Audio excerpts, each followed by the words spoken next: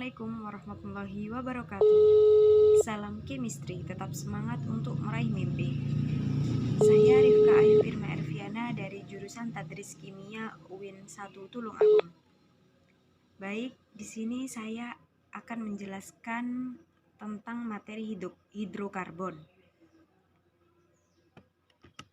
Nah, yang kita bahas di hidrokarbon di sini yaitu yang pertama kekhasan atom karbon. Yang kedua membedakan atom C primer, C sekunder, C tersier, dan C kuarter. Yang ketiga yaitu penggolongan senyawa hidrokarbon berdasarkan jenis ikatan. Dan yang terakhir yaitu tata nama senyawa alkana. Baik, nah salah satu rumpun senyawa yang melimpah di alam yaitu senyawa karbon. Senyawa ini tersusun atas atom karbon dan atom-atom lain yang terikat pada atom karbon, seperti hidrogen, oksigen, nitrogen, dan atom karbon itu sendiri. Nah, salah satu senyawa karbon yang paling sederhana adalah hidrokarbon. Hidrokarbon banyak digunakan sebagai komponen utama minyak bumi dan gas alam. Nah, selanjutnya yaitu kekhasan atom karbon. Nah, atom karbon merupakan pemeran utama dalam mempelajari hidrokarbon. Atom karbon memiliki karakteristik yang khas dibandingkan atom lainnya.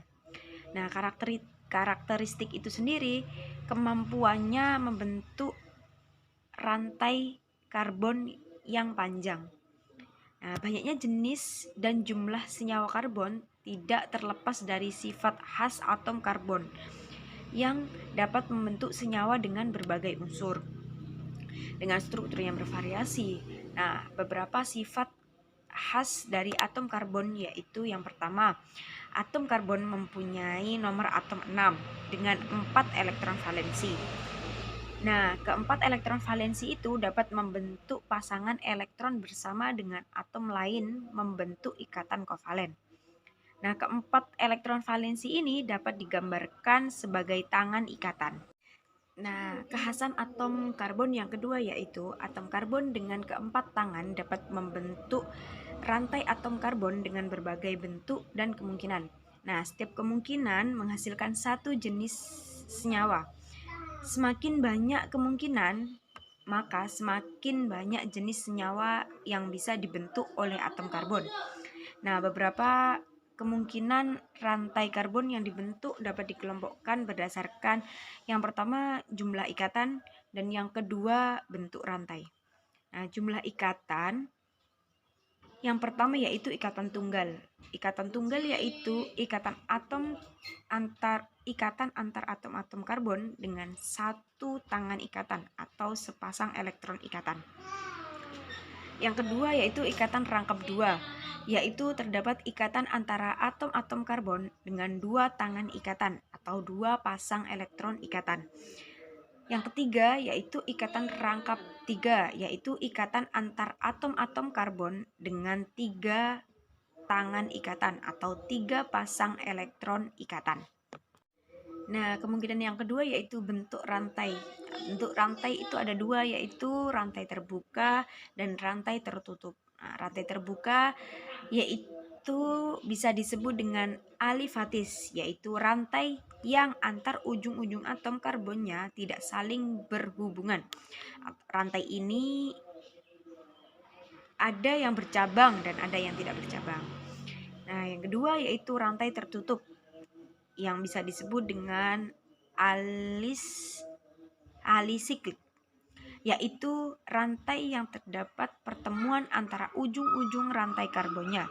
Nah, terdapat dua macam yaitu rantai siklik dan aromatis. Nah, selanjutnya yaitu membedakan atom C primer, C sekunder, C tersier, dan C kuarter.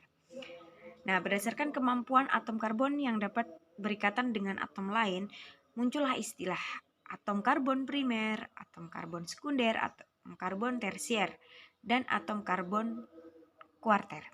Nah, istilah ini didasarkan pada jumlah atom karbon yang terikat pada atom karbon tertentu. Nah, yang pertama yaitu atom karbon primer. Atom karbon primer ini adalah atom karbon yang mengikat satu atom karbon tetangga. Nah, dapat dapat dilihat di gambar bahwa dalam senyawa tersebut terdapat 4 atom karbon primer yang berada pada setiap ujung-ujung senyawa. Nah, yang kedua yaitu atom karbon sekunder. Nah, atom karbon sekunder adalah atom karbon yang mengikat 2 atom karbon tetangga. Nah, contohnya dapat dilihat di gambar yaitu atom karbon sekunder biasanya diapit oleh 2 atom C lainnya. Nah, yang ketiga yaitu atom karbon tersier. Atom karbon tersier adalah atom-atom karbon yang mengikat 3 atom karbon tetangga. Dapat dilihat di gambar bahwa atom karbon tersier adalah atom karbon yang diapit oleh 3 atom lainnya. Sekarang yang atom karbon kuarter. Nah, atom karbon kuarter adalah atom-atom karbon yang mengikat 4 atom karbon tetangga. Dapat dilihat di gambar bahwa atom karbon kuarter adalah atom karbon yang diapit oleh 4 atom karbon lainnya. Nah, untuk kelompok senyawa karbon yang paling sederhana adalah hidrokarbon, yaitu senyawa karbon yang tersusun dari atom karbon dan hidrogen. Nah, hidrokarbon yang paling sederhana adalah metana, yang terdiri dari 1 atom karbon dengan 4 atom hidrogen, atau CH4.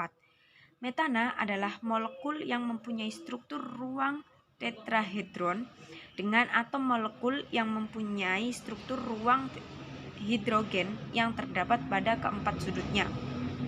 Nah, berdasarkan ikatan yang ada pada rantai karbonnya, hidrokarbon dibedakan menjadi 2, yaitu hidrokarbon jenuh dan hidrokarbon tidak jenuh.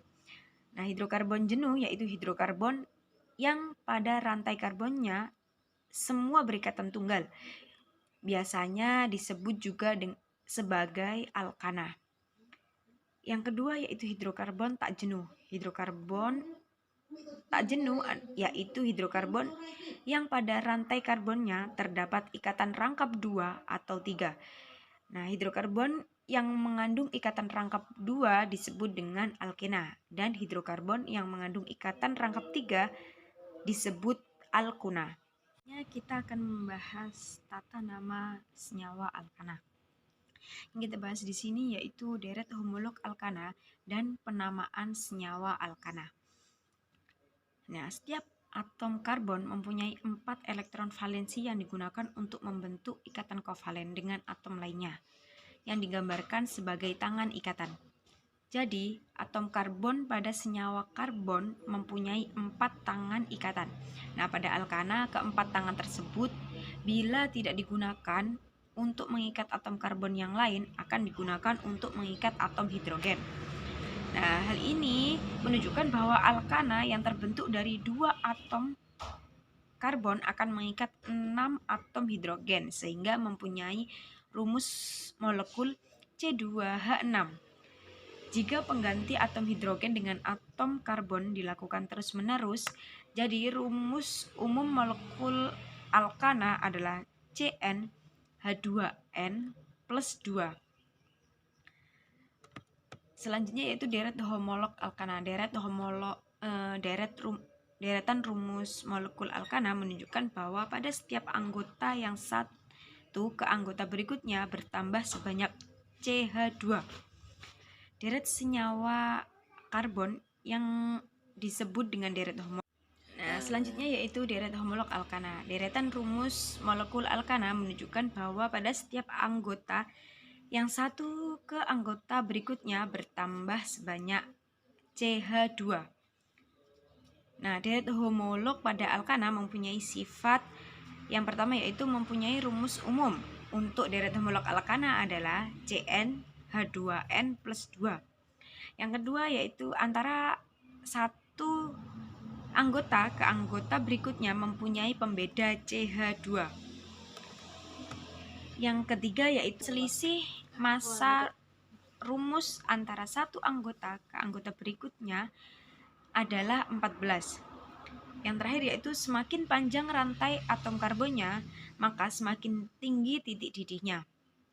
Dapat dilihat di gambar, yaitu yang pertama CH4 adalah metana, C2H6 yaitu etana, C3H8 yaitu propana, C4H10 adalah butana, C5H12 adalah pentana, C6H14 yaitu heksana, C7H16 adalah heptana, C8H18 adalah oktana, C9H20 nonana, dan yang terakhir C10H22 yaitu dekana.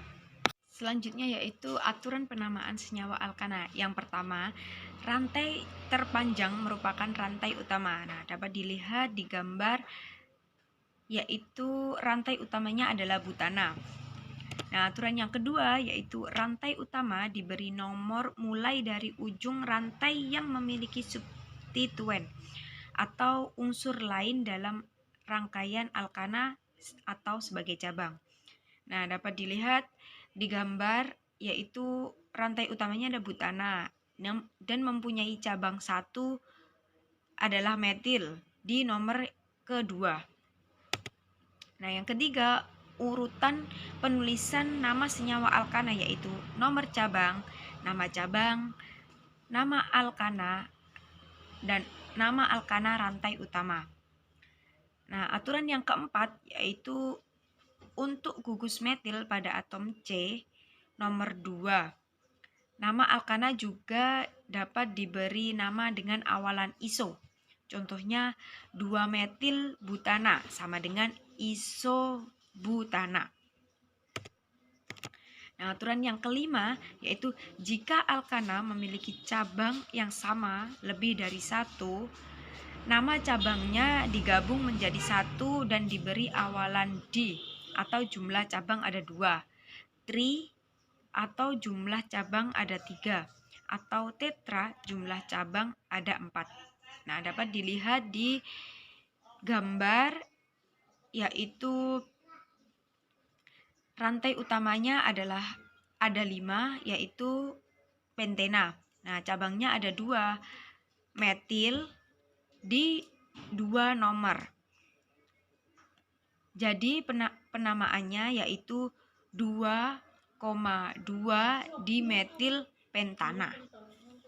Nah, aturan yang keenam yaitu jika alkana memiliki cabang yang berbeda, penulisan nama diurutkan berdasarkan urutan abjad. Contohnya pada gambar, yaitu rantai utamanya ada 5 yaitu pentena. Nah, cabangnya ada 2 di nomor kedua dan ketiga.